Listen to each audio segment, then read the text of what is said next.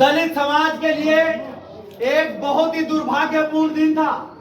उस दिन पिथौरागढ़ के अंदर मुंशियारी ब्लॉक में एक गांव पड़ता है, नामिक गांव। वहां का एक बालक अंकित, उसकी निर्मम हत्या कर दी गई। और हत्या भी ऐसे वैसे नहीं की गई, उसे बहुत ही जालिमाना तरीके से टुकड़ों में बांटा गया, तब उसकी हत्या की गई।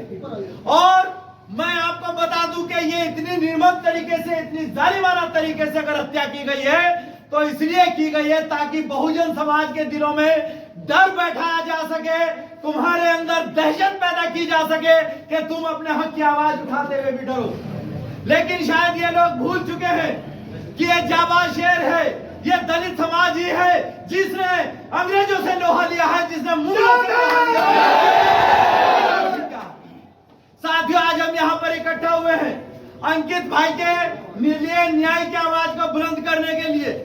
और मैं समझता हूँ कि यहाँ पर भीम आर्मी और आजाद समाज पार्टी के जितने भी सिपाही खड़े हुए हैं वो डरते नहीं है इस चीज से कि उन्हें जेल होगी या उनके ऊपर प्रताड़ना की जाएगी। उन्हें सिर्फ एक ही चीज है उनके सामने, एक ही लक्ष्य उनके सामने है कि किसी तरह अंकित को न्याय मिले। रोकी न क्या रोकी, रोकी न क्या रोकी। साथियों, ये भारत देश बाबा साहब के लिखे हुए संविधान के तहत चलता है। ये किसी की तानाशाही से नहीं चलता, ये किसी के तिलक से नहीं चलता, ये किसी के भगवे से नहीं चलता, ये चलता है बाबा साहब के लिखे हुए संविधान से। हमेशा उसी संविधान से चलता रहेगा। अंकित की गलती सिर्फ इतनी थी कि बाबा साहब ने जो उसे संविधान में अधिकार दिया है कि तुम्हारे साथ ना तो सेक्स के साथ, ना ही रिलीजन के बेस पर, ना ही तुम्हारी कास्ट के बेस पर, और ना ही तुम्हारे कलर के बेस पर तुमसे कोई भेदभाव किया जाएगा। ये हक दिया था बाबा साहब ने अपने संविधान के अंदर, जिसकी हक तलफी की गई, वही हक उसको ना मिले, वही हक उसको ना देना पड़े, इसलिए उसको जान से मार दिया गया, उसकी हत्या कर दी गई।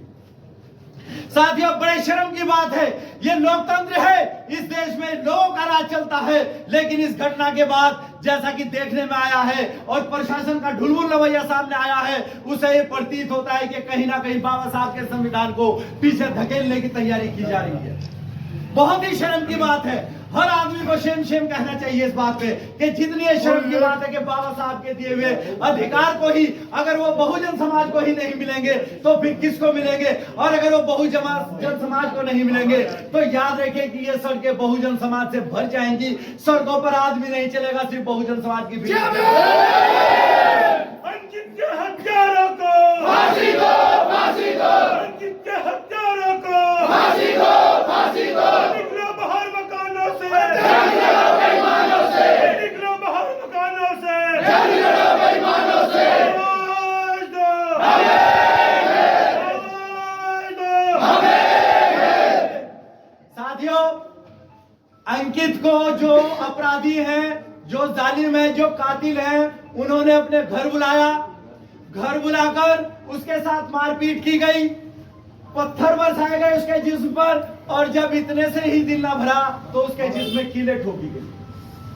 आप सोचकर देखिए, थोड़ा सा दिमाग में खाका बनाइए, अपने दिमाग में थोड़ा सा इमेजिन करिए कि कीलें आपके जिस्म पर ठुक रही हो, आपको कितना दर्द हुआ होगा।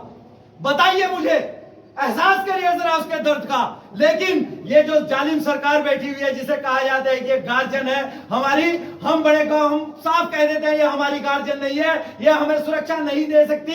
और अगर ये हमें सुरक्षा नहीं दे सकती तो ये कुर्सी है, तुम्हारा जनाजा नहीं है। पुष्कर सिंह धामी, तुम इससे उतर क्यों नहीं जाते? हमें इंसाफ चाहिए, हमें अंकित भाई के लिए इंसाफ चाहिए। पहले उसके जिस्म पर कीलें ठोकी गई, आंखें तक निकाल दी गई, चाकू से गोदा गया, फिर उसके बाद उसे हजारों फीट ऊंची पहाड़ी से नीचे धकेल दिया गया। वो भी किसी माँ का बेटा था, वो भी आपकी ही तरह किसी का बच्चा था। उसके भी छोटे भाई होंगे, बहन होगी, उसके भी बीवी होंगे, बच्चे होंगे। आखिर आज उन पर क्या गुजर रही होगी, जरा अपने दिल में सोच कर देखिए।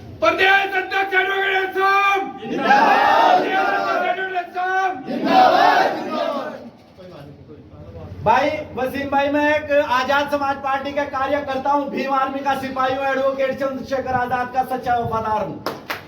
इसके अलावा मेरी कोई पहचान नहीं है। और जहां तक मैं समझता हूं कि यहाँ पर खड़ा हुआ एक एक आदमी इस बात की गवाही दे रहा है कि वो भी एडवोकेट चंद्रशेखर आजाद का सच्चा सिपाही है। और एडवोकेट चंद्रशेखर आजाद के सिपाही होने के नाते, महक सिंह जी के नेतृत्व में प्रदेश की कमान होने के नाते मैं आप लोगों से कहना चाहता हूं कि जब जब कहीं भी नाइंसाफी होगी, जब जब किसी के ऊपर भी जुल्म किया जाएगा, तो इसी तरीके से भीम आर्मी मैदान में खड़ी नजर आएगी।